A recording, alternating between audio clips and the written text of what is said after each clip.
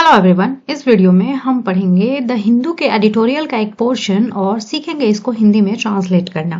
तो चलिए शुरू करते हैं। Change dynamics. चेंज्ड का मतलब बदला हुआ और डायनेमिक्स का हिंदी मतलब तो होता है प्रवाह, मतलब कि किसी भी सिस्टम में काम करने के तरीके को या इंटरैक्शंस को मतलब कुल मिला जुला के पैटर्न, किसी चीज के पैटर्न को आप डायनेमिक्स कह सकते हैं। तो चेंज्ड डायनेमिक्स कहने का मतलब हो गया बदले हुए पैटर्न्स। सब हेडिंग है India must chart a new transactional course with Trump administration. Administration का मतलब होता है प्रशासन। ट्रम्प एडमिनिस्ट्रेशन मतलब कि डोनाल्ड ट्रम्प का ये जो सेकंड टर्म आया है उसकी बात हो रही है। मस्ट एक मॉडल वर्ब होता है जो कि ऑब्लिगेशन को शो करता है, मतलब कि कोई काम करना बहुत जरूरी है, दैट केस में हम मस्ट का यूज करते हैं। यहाँ पे चार्ट एक वर्ब है जिसका मतलब है रूपरेखा तैयार करना, मतलब कुछ प्लान करना। न्यू का मतलब नया और ट्रांजैक्शनल का मतलब होता है व्यवसायिक, लेन देन से संबंधित। कोर्स का मतलब है यहाँ पे कार्य प्रणाली या फिर आइडियाज का डायरेक्शन कह सकते हैं।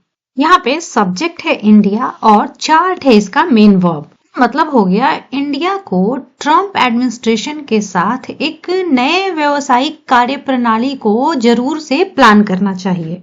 आगे न्यूज है the first 48 hours of US president Donald Trump second term.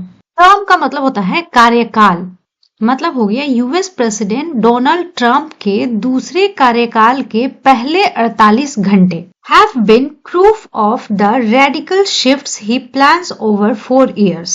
Proof का मतलब होता है सबूत। यहाँ पे शिफ्ट कहने का मतलब है चेंज या बदलाव। यहाँ पे लिखी गई है उसकी प्लूरल फॉर्म शिफ्ट्स। और रेडिकल का मतलब होता है कुछ अलग, बहुत एक्सट्रीम कह सकते हैं, बहुत बड़े इफेक्ट वाला, बहुत चेंजेस लाने वाला।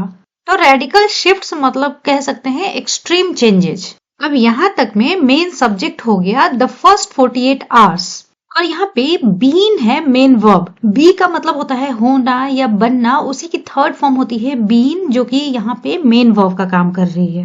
हैव के साथ वर्ब की थर्ड फॉर्म है बीन, तो ये लिखा गया है प्रेजेंट परफेक्ट में। और यहाँ तक मतलब हो गया यूएस प्रेसिडेंट डोनाल्ड ट्रम्प के दूसरे कार्यकाल के पहले 48 घंटे सबूत रहे हैं या सबूत बन चुके हैं रेडिकल शिफ्ट्स के, मतलब कि एक्सट्रीम चेंजेस के सबूत रहे हैं।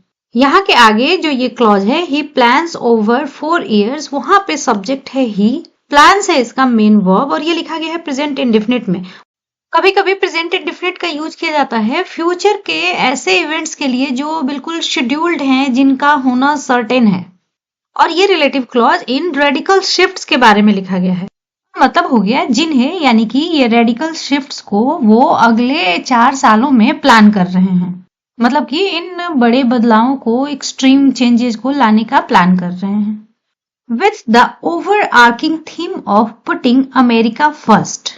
ओवर आर्किंग एक एडजेक्टिव है जिसका मतलब होता है वेरी इंपॉर्टेंट, बहुत ज्यादा इंपॉर्टेंट। थीम का हिंदी मतलब तो होता है मुद्दा, इसे मेन आइडिया कह सकते हैं आप। पुट का मतलब होता है रखना, यहाँ पे जेरंड फॉर्म यूज की गई है पुटिंग। और अमेरिका फर्स्ट एक स्लोगन है जो ट्रम्प के कैंपेन में काफी ज्यादा यूज किया जाता था। और मतलब हो गया अमेरिका को पहले रखने के ओवर आर्किंग थीम के साथ, मतलब कि वेरी इंपॉर्टेंट थीम के साथ। आगे है file the strengthening of India US ties. File एक कंजंक्शन है जिसका मतलब होता है जबकि। स्ट्रेंथन करने का मतलब होता है किसी चीज को मजबूत बनाने का एक्शन। स्ट्रेंथनिंग एक जेरंड है। टाई का मतलब होता है संबंध, उसी की प्लूरल फॉर्म यूज की गई है यहाँ पे टाइज। ड्यूरिंग का मतलब होता है के दौरान।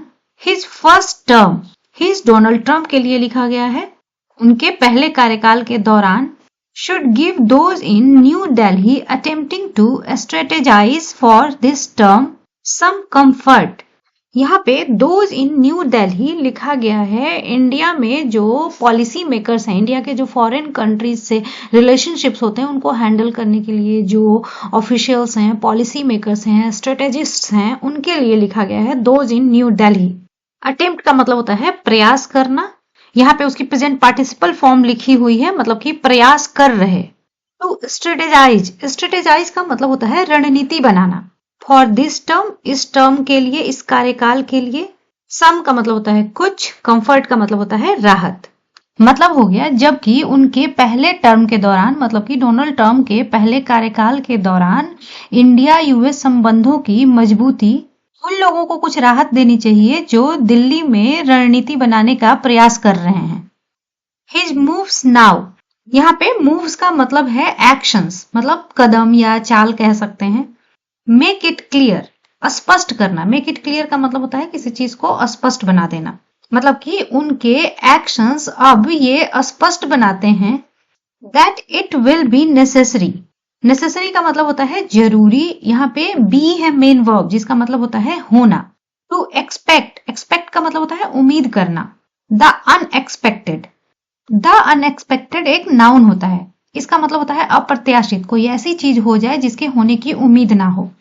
एज वेल का मतलब होता है भी या ऑल्सो, और इस पार्ट का मतलब हो गया उनके एक्शंस अब ये स्पष्ट करते हैं कि जिसके होने की उम्मीद ना हो, मतलब कि द अनएक्सपेक्टेड की भी उम्मीद करना जरूरी होगा, मतलब कि अब कुछ भी हो सकता है। The slew of executive orders changes US policy on, slew एक नाउन है जिसका मतलब होता है अचानक से डायरेक्शन चेंज करना। चेंज का मतलब होता है बदलना। यहाँ पे सब्जेक्ट है the slew of executive orders, changes है इसका मेन वर्ब और ये लिखा गया है प्रेजेंट इंडेफिनिट में।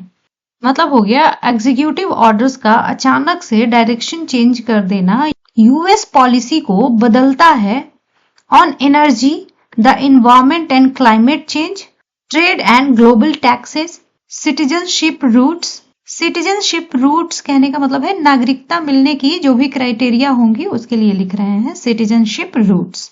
Health, border control and emigration. Emigration का मतलब होता है किसी भी कंट्री में दूसरी कंट्री से आकर परमानेंट बस जाना, मतलब कि इन सारी चीजों पे यूएस पॉलिसी के बदलाव की बात हो रही है।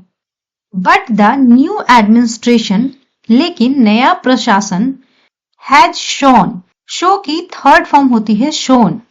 यहाँ पे सब्जेक्ट है न्यू एडमिनिस्ट्रेशन, शोन है इसका मेन वर्ब और हैज के साथ वर्ब की थर्ड फॉर्म है, मतलब ये लिखा गया है प्रेजेंट परफेक्ट में। मतलब हो गया लेकिन नए प्रशासन ने दिखाया है it is keen to engage India. Keen का मतलब होता है ईगर, किसी चीज के लिए उत्सुक होना, उत्साही होना। इंगेज का मतलब होता है इन्वॉल्व होना, रिलेशनशिप रखना। तो नए प्रशासन ने दिखाया है कि ये इंडिया को इन्वॉल्व करने के लिए उत्सुक है, ईगर है। यहाँ पे कोलोन का यूज किया गया है, मतलब इसी बात की आगे एक्सप्लेनेशन लिखी जा रही है। External affairs minister S Jaishankar who was invited along with other Quad foreign ministers। Invite का मतलब होता है बुलाना, निमंत्रण देना। यहाँ के कॉमा के बाद एक रिलेटिव क्लॉज लिखा गया है जो कि एस जयशंकर के बारे में बता रहा है। मतलब हो गया जो कि निमंत्रित किए गए थे, along with के साथ, अदर दूसरे, और क्वाड एक डिप्लोमेटिक पार्टनरशिप है ऑस्ट्रेलिया, इंडिया, जापान और यूनाइटेड स्टेट्स के बीच। यहाँ पे लिखा गया है क्वाड फॉरेन मिनिस्टर्स, यानी कि जयशंकर को भी बुलाया गया था ये जो 4 देश हैं उनके विदेश मंत्रियों के साथ। एट द इनॉग्रल सेरेमनी, मतलब कि उद्घाटन समारोह। जो रिलेटिव क्लॉज हु से शुरू हुआ था वो यहाँ पे आके एंड होता है और यहाँ से फिर से मेन क्लॉज शुरू हो गया जिसके सब्जेक्ट हैं external affairs minister S Jaishankar. मतलब कि बीच वाले पार्ट को एक बार के लिए साइड रख दें तो कि मेन क्लॉज हो गया external affairs minister S Jaishankar was the first foreign minister to hold a one on one bilateral meeting. Was the first foreign minister, पहले विदेश मंत्री थे, to hold a one-on-one bilateral meeting with new US secretary of state Marco Rubio. Bilateral का मतलब होता है द्विपक्षीय, मतलब कि 2 देश शामिल हों उसको बायलैटरल कहते हैं। और one-on-one कहने का मतलब होता है व्यक्तिगत या पर्सनल। यहाँ पे होल्ड का मतलब है रखना, जैसे मीटिंग के लिए लिखा गया है टू होल्ड अ मीटिंग, मतलब कि मीटिंग करना या मीटिंग रखना। और मतलब हो गया एस जयशंकर पहले विदेश मंत्री थे नए US secretary of state Marco Rubio के साथ एक one-on-one बायलैटरल मीटिंग करने के लिए, मतलब कि ऐसी मीटिंग जिसमें बस 2 कंट्रीज यूएस और इंडिया के रिप्रेजेंटेटिव शामिल थे। आगे है the read out. Read out का मतलब होता है किसी मीटिंग की ऑफिशियल समरी या report. The read out of their meeting and the quad foreign ministers joint statement. मतलब हो गया उनकी मीटिंग का रीड आउट और क्वाड फॉरेन मिनिस्टर्स के जॉइंट स्टेटमेंट्स। जॉइंट स्टेटमेंट एक साथ मिलकर जो स्टेटमेंट दिया जाता है, बयान दिए जाते हैं, उसे जॉइंट स्टेटमेंट कहते हैं। मेक इट क्लियर दैट, ये स्पष्ट करते हैं कि द टू साइड्स यानी कि दोनों पक्ष are on the same page. ये जो एक्सप्रेशन है ऑन द सेम पेज मतलब कि एक जैसा ओपिनियन होना, मतलब हो गया दोनों पक्षों के एक जैसे ओपिनियन है, एक जैसे दृष्टिकोण है। On the Indo Pacific partnership, Indo Pacific partnership पर। Concerns over Chinese actions, concern का मतलब होता है चिंता, यहाँ पे है उसकी प्लूरल फॉर्म, मतलब हो गया चाइना के एक्शंस के ऊपर जो चिंताएं हैं। Critical and emerging technology cooperation, यहाँ पे क्रिटिकल का मतलब है महत्वपूर्ण और इमर्जिंग का मतलब है डेवलपिंग, नए विकसित हो रहे टेक्नोलॉजीज के लिए लिखा गया है इमर्जिंग टेक्नोलॉजीज। कोऑपरेशन का मतलब सहयोग। Strategic and defence ties, strategic का मतलब होता है रणनीतिक, मतलब कि एक लॉन्ग टर्म और हाई लेवल के पार्टनरशिप की बात हो रही है। डिफेंस का मतलब सुरक्षा, मतलब कि इन सारे मुद्दों पर दोनों ही पक्ष सेम ओपिनियन रखते हैं, सेम पेज पे होना, सेम ओपिनियन रखना। येट मतलब फिर भी। सम ट्रम्प रूबियो प्रोनाउंसमेंट्स, प्रोनाउंसमेंट का मतलब भी घोषणा होता है, यहाँ पे प्लूरल फॉर्म लिखी गई है प्रोनाउंसमेंट्स। फिर भी कुछ ट्रम्प और रूबियो की घोषणाओं ने have set alarm bells ringing, ये एक एक्सप्रेशन होता है जिसका मतलब होता है खतरे की घंटी बजा देना, मतलब कि लोगों में चिंता का, वरी का माहौल ला देना। नोटेबली विशेष रूप से। ऑन ट्रेड, ट्रेड का मतलब होता है व्यापार। इमाइग्रेशन, इमाइग्रेशन मैंने ऊपर में एक्सप्लेन किया। And the cancellation of citizenship by birth, cancellation मतलब किसी चीज को कैंसिल कर देना, खारिज कर देना। सिटीजनशिप का मतलब होता है नागरिकता। बाय बर्थ यानी कि जन्म के आधार पर। यहाँ पे मेन सब्जेक्ट है प्रोनाउंसमेंट्स और सेट की तीनों forms V1, V2, V3 set ही होती हैं। यहाँ पे वर्ब की थर्ड फॉर्म लिखी गई है क्योंकि हैव है यहाँ पे, और ये लिखा गया है प्रेजेंट परफेक्ट में। और इस पूरी लाइन का मतलब हो गया फिर भी ट्रम्प और रूबियो की कुछ घोषणाओं ने चिंताएं जगा दी हैं, विशेष रूप से व्यापार, इमाइग्रेशन और जन्म के आधार पर नागरिकता के कैंसिलेशन पर। तो आज की इस वीडियो में इतना ही। इसी तरह से नई चीजें सीखने के लिए मिलते हैं नेक्स्ट वीडियो में।